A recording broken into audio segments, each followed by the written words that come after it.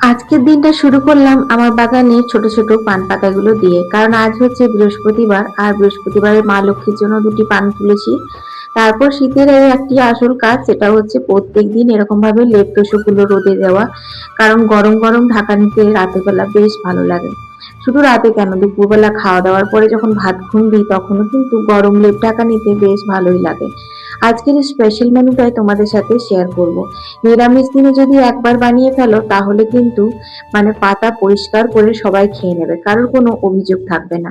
ছোলার ডালটা রাত্রে ভিজিয়ে রেখেছিলাম, মিক্সিতে পেস্ট করে নিলাম, তারপর এখানে সামান্য নুন আর হলুদ দিয়ে ব্যাটার তৈরি করে নিলাম। আর জল ঝরিয়ে রাখা ছানাতে অল্প একটু নুন দিয়ে ভালো করে ছানাটা মেখে নিয়েছি। এরপর ছোট্ট ছোট্ট বল করে নিচ্ছি।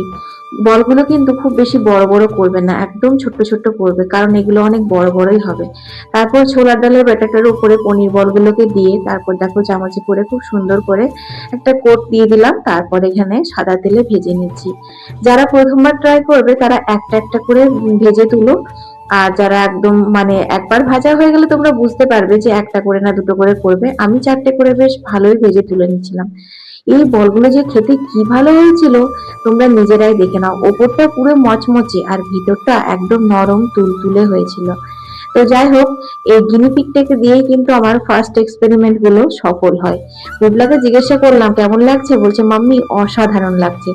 এবার তোমাদের আসল কথা বলি, এটা কিন্তু আমার রেসিপি না, ফেসবুকে এক দিদিভাইয়ের ভিডিও দেখে আমি আজকে ফার্স্ট টাইম ট্রাই করলাম।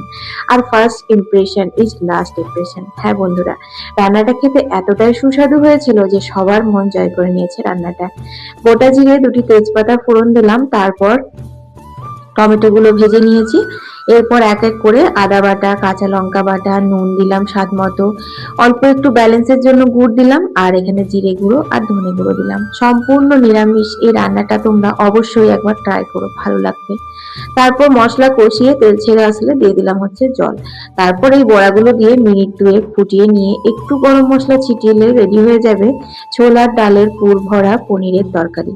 তো এই রান্না কমপ্লিট হয়ে গেছে। এখানে আমি করে নিয়েছি হচ্ছে শুক্তো, আর করেছি মিষ্টি আলু চাটনি। নিরামিষ দিনে একটু চাটনি না হলে জমে না।